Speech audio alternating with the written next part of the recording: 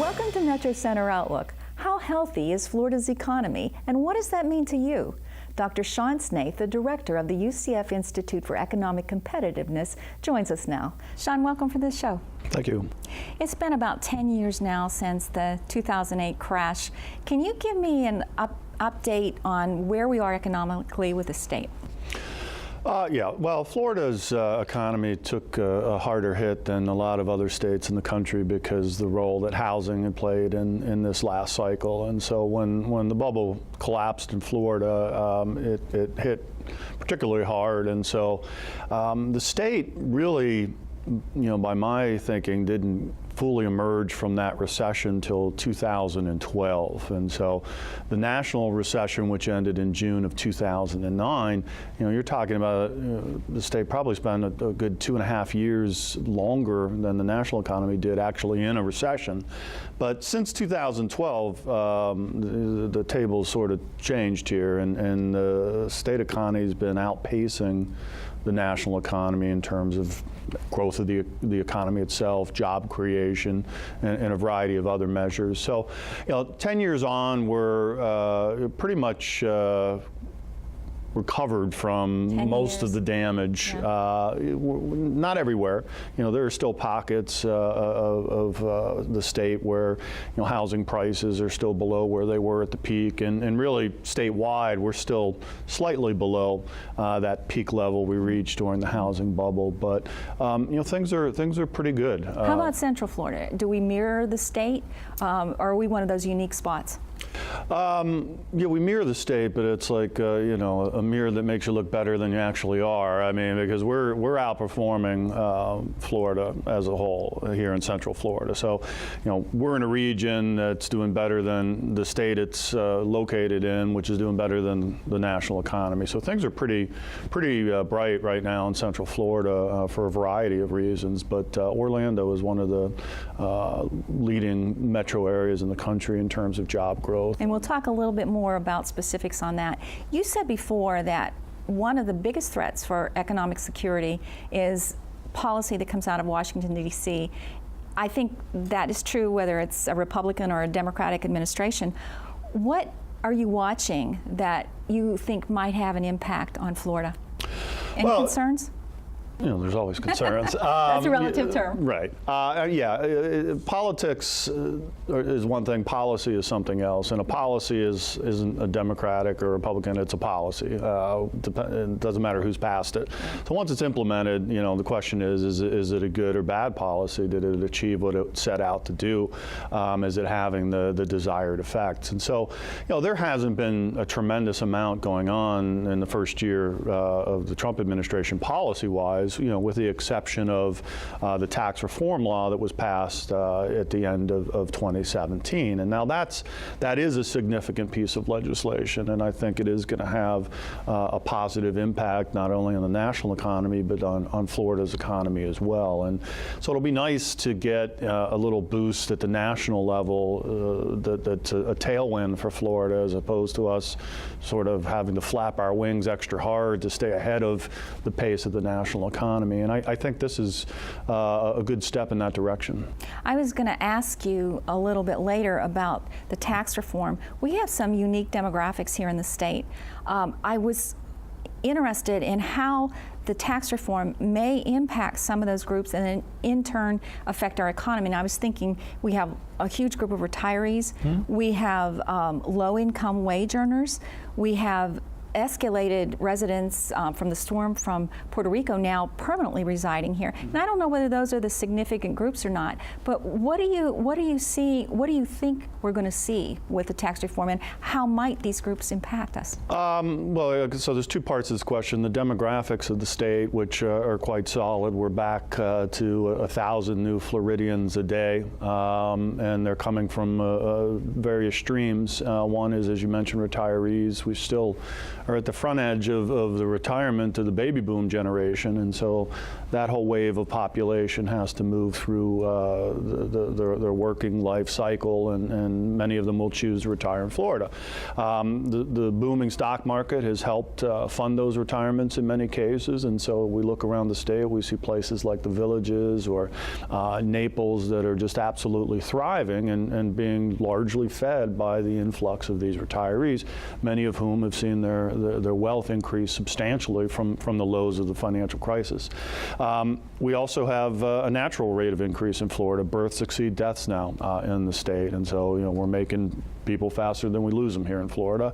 And then the third source is migration to the state. You mentioned Puerto Rico, large concentration, large Puerto Rican community in Orlando and Tampa.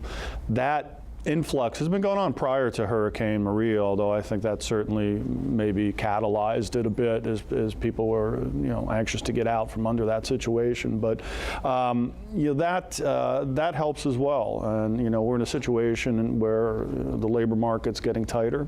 Growth is very strong here, and so we're in a good position to absorb anyone that's moving to the state and entering the labor force much better than we would have been, say, 10 years ago had the same phenomena occurred. Now let me ask you then, with the recovery that we had from 2008, we took such a terrible, it was devastating here. Have we diversified enough? One of the concerns was the kind of jobs that we have here. And there's different strategies to how to improve or get that cushion so we don't crash out like we did before. Have we done that to at least build a little bit better perspective? I mean, we have, and there's been a lot of efforts at the state and regional levels to diversify the economy, especially post 9/11 with the impact that had on the tourism sector. And it depends how you look at it. If you look at sort of the pie of jobs and the sectors where these jobs are in Florida, you might not see the progress as evident looking at that kind of metric, because quite frankly, tourism, which was the 600-pound gorilla in Florida's economy, has become a 700-pound gorilla over the course of this recovery. It was one of the first sectors to start adding jobs back in 2010, and it survived storms, be it both financial and meteorological, and the Zika virus, and a number of factors that should have really taken some of the wind out of tourism sales. Just it kept plowing ahead, and jobs kept being created, and the sector kept growing. But there is growth elsewhere, and if you look at what are the fastest growing sectors in our economy, of construction right now is number one, followed by professional and business services. These are high-paying jobs in construction and professional business services. These are white-collar jobs, high skills, high-wage jobs. And locally, we see what's happened with Medical City and the development around there, the announcements of companies locating here with jobs that are outside of our traditional tourism sector. And so, yes, progress is being made. We've got great weather, we've got great beaches, we've got great attractions, and that is a real asset to the economy. And tourism ripples out throughout the economy. There are accountants who have jobs because of tourism. They might not work in tourism, but they have a job because of that sector. And there's pediatricians that have jobs because of tourism. So we've diversified and we've grown jobs in sectors outside of tourism over this 10-year span, but tourism itself has grown and continues to grow. And it will always be a major revenue source for the state, so that's not bad. You mentioned construction, along with that is real estate as a big revenue generator for us. With the different sectors in real estate, commercial, industrial, retail, residential, how are we doing in those market sectors? Is that building again to be healthy? I think growth there has been good. I wouldn't say it's been gangbusters. I think it depends on the type of commercial real estate, A-type buildings versus B-class or C-class. There's some differentiation there. Inventory is a bit low in many parts of the state, and that's a concern. But there's not a sort of frantic amount of building that's going on, and I think in part the single family housing sector has gotten behind the curve in Florida, which is part of the reason that we're seeing prices rise so rapidly. Inventories are incredibly low. And, you know, in 2013, 2014, and 2015, for parts of 2016, housing starts plateaued in Florida. Even though population and job growth continued to be robust, those are the drivers of housing demand. Supply sort of took a breather in those two periods, and that set us a little bit behind the curve. And so that's why we have this inventory issue right now.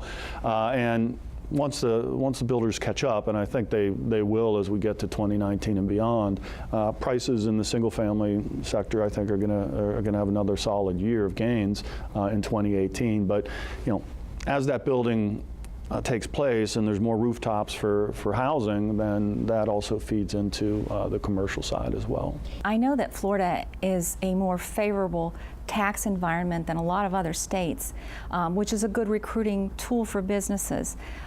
What more should we be doing, though, so that we make a short list when some companies like an Amazon calls for a proposal? What would you suggest?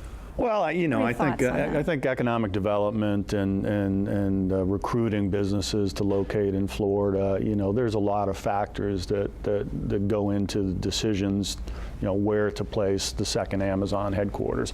You know, my feeling is, you know, they talked about the things like infrastructure and public transport and quality of life and workforce, and sure, all those things matter, but, you know, my feeling is at the end of the day, they'll probably end up in the DC area because this is a company that's going to come under increasing scrutiny for its dominance and its growth, and what better place to have a second location than, you know, where the heart of that scrutiny will be occurring. So I'm not so sure we could have done anything, you know, when you've got these other factors, you know, we're not DC. So if that's where they end up, then that's probably the reason why they ended up there, not because we were lacking in you know, social graces or amenities or anything like that. But you know, focusing on these white whales, and the next one will be Apple's second headquarters. You know, it's sort of this great prize and everyone's clamoring for it, but, you know, you might not get the white whale, but you can still, you know, fill your nets, because I think there's going to be lots of opportunities, in part because of the tax law that we talked about earlier, reducing the corporate tax rate and this window for companies to repatriate profits that have been held overseas. And we saw Apple announce they're bringing back $350 billion that was held overseas. That's going to generate $38 billion in tax revenue for the federal government. But, you know, more importantly, here's a wealth of capital that they can use, not just for the second headquarters, but to expand and invest elsewhere. And that's not the only company. So there's going to be lots of opportunities, and they might not be, you know, sort of the Miss Universe type opportunities. But still opportunities, yeah. That'll bring good jobs and opportunities to Florida. Thank you, Sean. Good to hear you being optimistic on things.